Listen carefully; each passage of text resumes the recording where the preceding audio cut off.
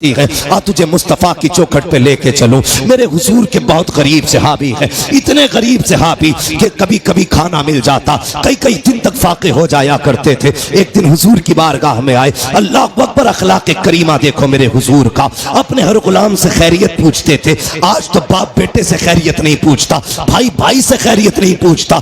इन मोबाइलों ने आग लगा रखी है। एक दस्तरखान पे 5 भाई बैठे हैं, किसी को पूछने की फुर्सत नहीं है, सारे मोबाइल डूब जाया करते हैं। मैं कहता हूं यार अपनों को वक्त दिया करो, घर में आ जाया करो, फ्लाइट मोड डालो मोबाइलों पर और अपनों से बैठ करके खैरियत पूछा करो। पता 8 दिन से तू कहां था, तूने क्या किया है, हाल चाल पूछ लिया करो। हम तो घर में गए तब मोबाइल है, सफर में गए तब मोबाइल है, मार्केट में गए तब मोबाइल है। इस मोबाइल ने बेगाना बना दिया है। बाप बेटे से खैरियत पूछने वाला नहीं, बेटा बाप से खैरियत पूछने वाला नहीं। आप मेरे नबी की चौखट पे चल, सरकारे दो आलम की बारगाह में जब गरीब सहाबी आए, आका फरमाते मेरे सहाबी क्या हाल है। अल्लाह अकबर, लहजा इतना प्यारा कि कुर्बान होने को जी चाहता था। क्या हाल है, कहते हैं या रसूल अल्लाह, हर हाल में अल्लाह का शुक्र है। बस यूं समझ लीजिए, कभी खा लेते हैं, कभी नहीं खाते हैं। जब मिल जाता है तो शुक्र करते हैं, जब नहीं मिलता है तो सब्र कर लेते हैं। अल्लाह अकबर, हुजूर ने गुलाम की ये बातें सुनी है, चश्माने नबुव्वत में आंसू आए,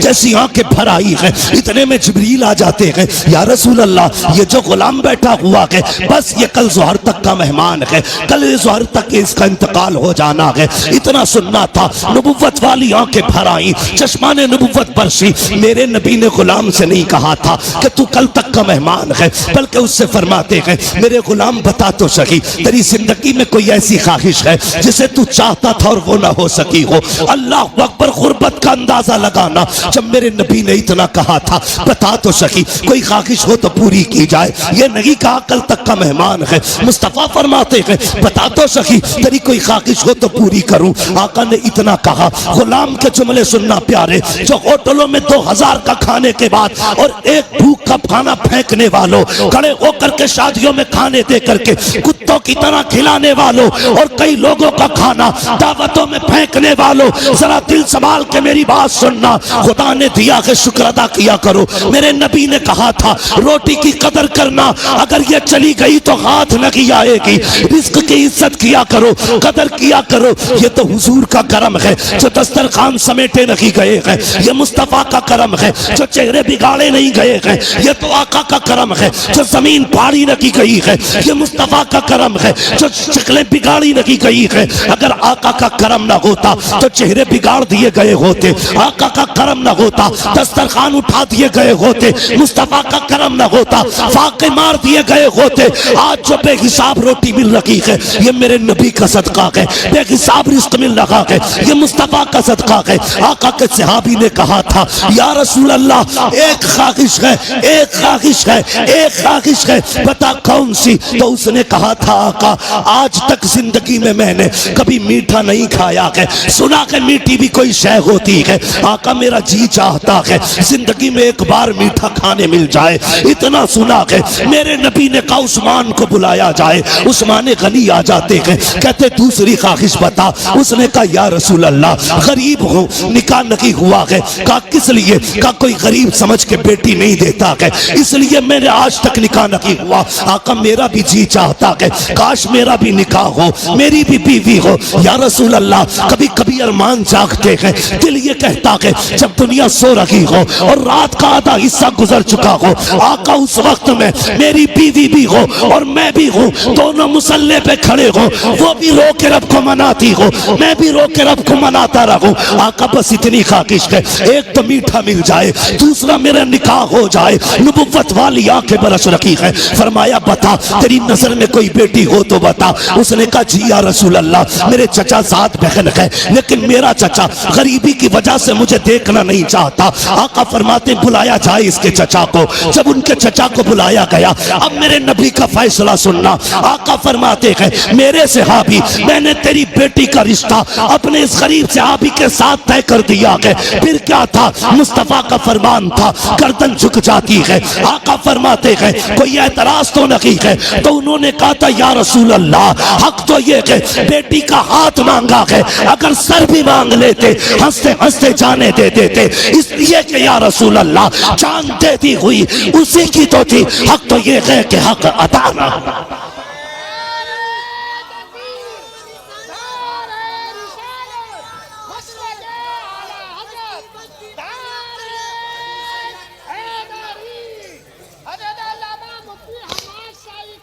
शुक्रिया भाई। सुने ये फैसले, मेरे नबी का प्यार। भाई रोटी की इज्जत कर, कदर कर इसकी, ये कच्ची पक्की तोड़ के न फेंका कर।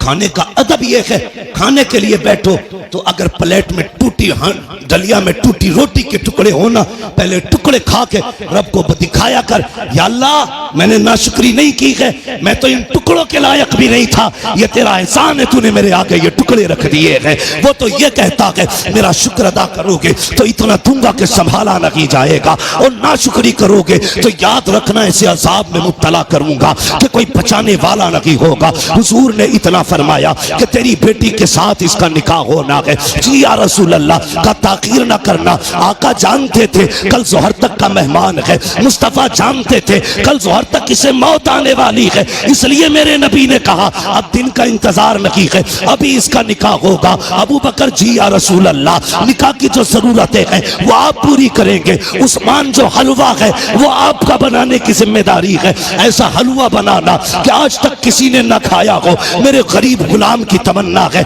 ये हलवा खाना चाहता है, मीठा खाना चाहता है। हजरत उस्मान के यहाँ हलवा बना, हजरत अबू बकर सिद्दीक के यहाँ से निकाह का इंतजाम हुआ। जब निकाह हो जाता है अल्लाह अकबर, आका करीम को बताया था जिब्रील ने कि कल जोहर तक का मेहमान है। रात गुजर जाती है, जब सुबह का सवेरा हुआ, फजर का वक्त आया, मेरे हुजूर ने गुलाम को बुलाया, फरमाया जाओ मेरे फला गरीब सहाबी के दरवाजे पे चले जाओ। आका किस लिए? अगर उसके दरवाजे से रोने की आवाज आ जाए तो तोड़ करके मुझे बता दिया जाए। आका ने इसलिए ड्यूटी लगाई थी, जब कहीं पे मैयत होती है तो अपने रोया करते हैं, और इसकी बीवी तो एक रात की दुल्हन है, जब इसके शौहर का इंतकाल होगा तो जाकिर के रोने का पता चल जाएगा। आगे क्या होना था ये तो मुस्तफा जानते थे, लेकिन ड्यूटी आका लगा रखे हैं, जाओ इसके दरवाजे पे चले जाओ, जब इसके घर से रोने की आवाज आए तो मुझे खबर कर देना। प्यारे सुनना जरा दिल थाम करके, ये सहाबी ने फजर की नमाज पढ़ी, जाके उस सहाबी के दरवाजे पे बैठ गए। सुहर हो गई, कोई नहीं रोया है। सुहर की नमाज पढ़ी,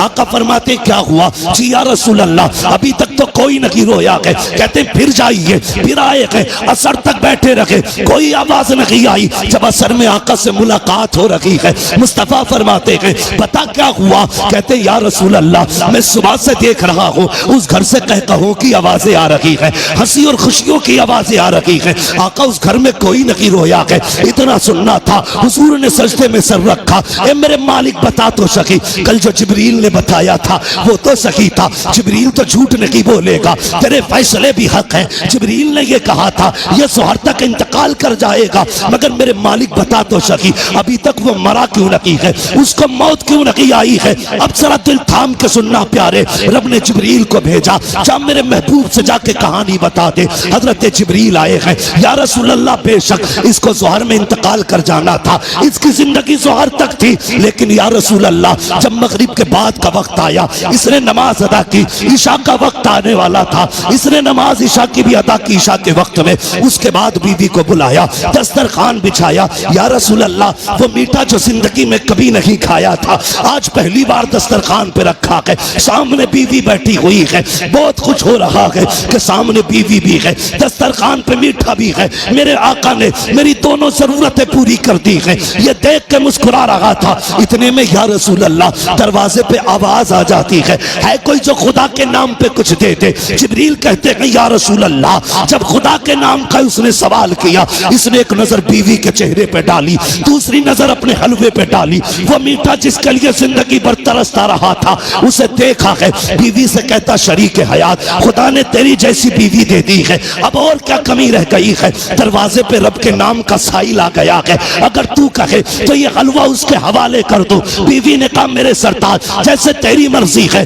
जिब्रील कहते हैं या रसूल अल्लाह, उसने अपनी जिंदगी की सबसे पसंदीदा ग़िज़ा हलवा उठाया, खुदा के नाम पे गरीब को दे दिया और कहा जब गरीब के हाथों में हलवा आया, आका उसकी जबान से जुमला निकला, खुदा तेरी खुशियों को सलामत रखे, खुदा तेरी खुशियों को सलामत रखे। जिब्रील कहते हैं या रसूल अल्लाह, फैसला तो मौत का हो चुका था, लेकिन जब उस फकीर ने कहा था खुदा तेरी खुशियों को सलामत रखे, रब ने फैसला कर दिया, ए जिब्रील इसने अपनी मनपसंद से मेरी रजा के लिए अपने आगे से उठा करके गरीब के हवाले कर दी है। जाओ, मैंने इसकी जिंदगी को मौत को जिंदगी में तब्दील कर डाला है और इसके गमों को दूर करके इसकी जिंदगी को खुशियों से आबाद कर डाला।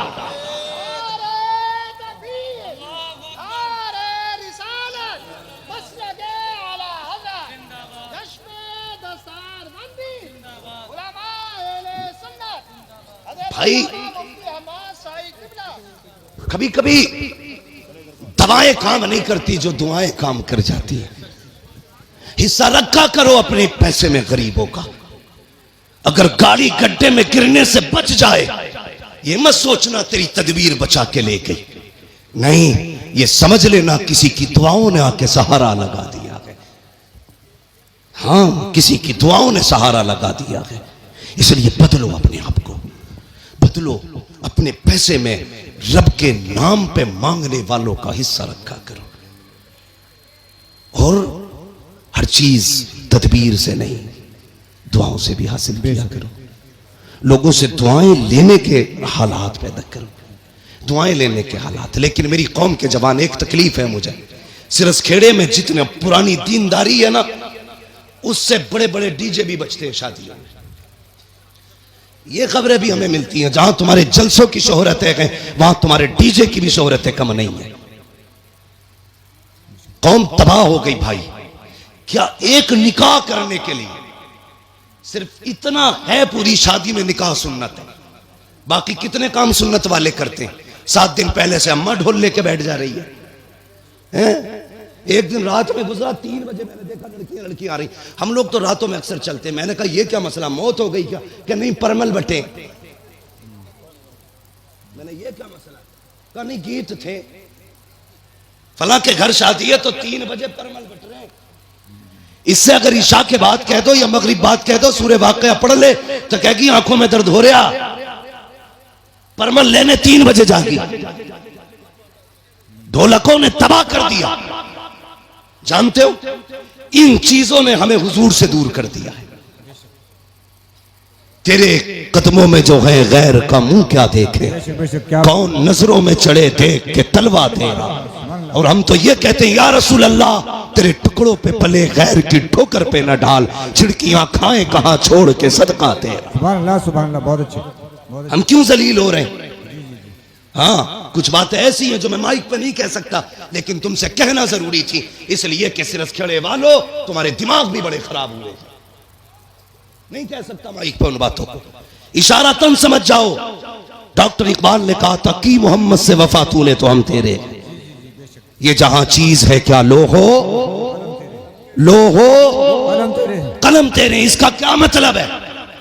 इसका मतलब यह है खुदी को कर बुलंद इतना कि हर तकदीर से पहले खुदा बंदे से खुद पूछे बता तेरी रजा क्या है। बदलो अपने आप को। जानते हो, इन चीजों ने हमें दूर कर दिया हुजूर से। गानों ने उम्मत को तबाह करके रख दिया। एक होता है इनफरादी गुनाह, एक होता है इज्तिमाई गुनाह। मुफ्ती नईम साहब चले गए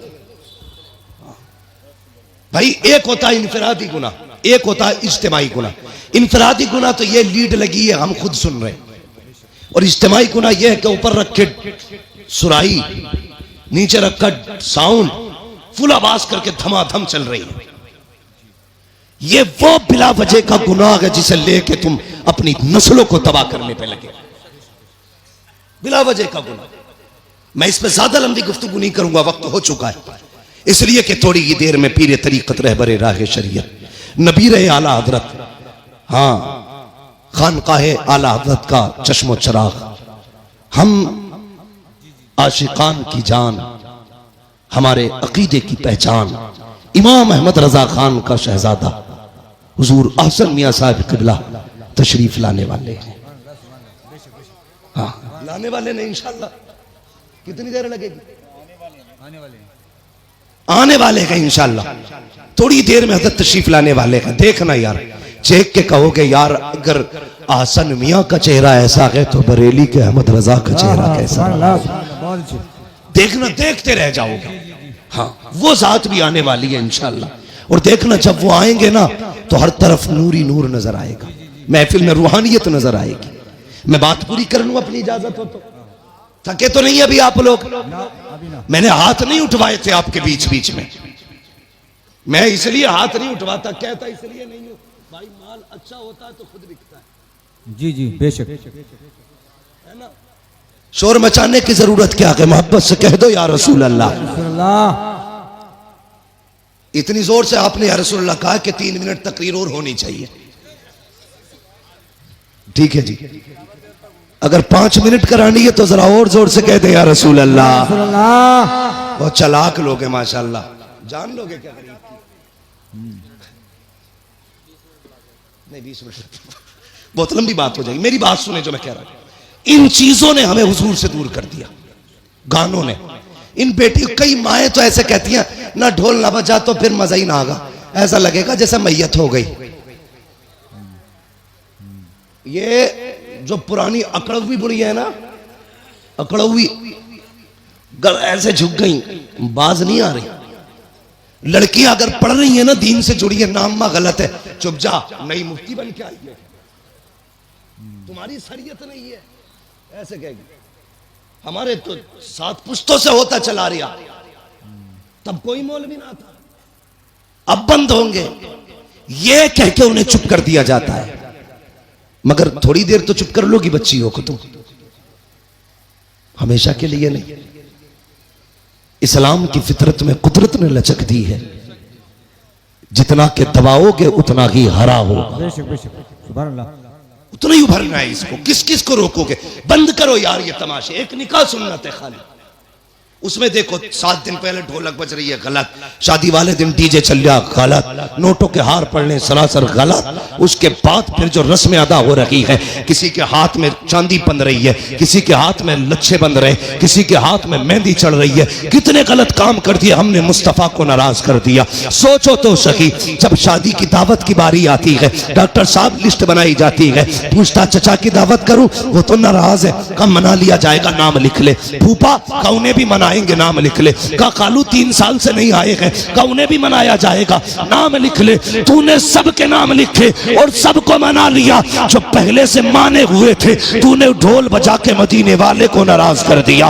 वो मुस्तफा जो राजी थे, तूने गाने बजा के उन्हें नाराज कर दिया। वो खुदा जो तुझसे राजी था, तूने तमाशे करके उस खुदा को नाराज कर दिया। और बता तो सही, रब तो ये कहता है अगर मैं नाराज हो जाऊं और लानत भेजता हूं तो 7 पुश्तों तक लानत आती है, और जब मैं राजी होता हूँ रहमत भेजता हूँ तो कयामत तक मेरी रहमत चला कर। नारे तकबीर, नारे रिसालत, मसलके आला हजरत उलमा अहले सुन्नत।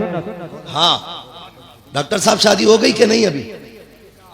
हाँ आएंगे इंशाल्लाह, लेकिन ढोलक नहीं बजेगी। लेकिन कहाँ, कई सारे लोगों की देख रखी है मैंने, पैसे वाले लोग हैं, या बज गई ना तो फिर आ गई। ये जवानों फितरत बदलो अपनी, अहद करो। निकाह हुजूर की सुन्नत है ना, तो काम वही किए जाएंगे जो खुदा को भी अच्छे लगे, मुस्तफा को भी अच्छे लगे। एक बात याद आ गई, बता दो। बाबा फरीदगंज शक्कर का नाम सुना है ना? किस किसने सुना है? सब नहीं सुना है माशाल्लाह। हम बरेली वाले हैं, हमारे घरों में चूल्हों पे बैठ के अल्लाह वालों के तस्किरे होते हैं, चूल्हों पे बैठ के अल्लाह वालों के तस्किरे होते हैं। बाबा फरीदगंज शक्कर 6 साल उम्र शरीफ थी ना, औरतें आई आपकी अम्मी के पास, कहने लगी खातून अपने बेटे के बारे में बता तो सही। तेरा ही बेटा 6 साल का नहीं, हमारे तो 8-8 साल के हो गए, हमारे तो 8-8 साल के हो गए। लेकिन जितना तेरा बेटा मुहज्जब है उतने हमारे बेटे तो मुहज्जब नहीं है।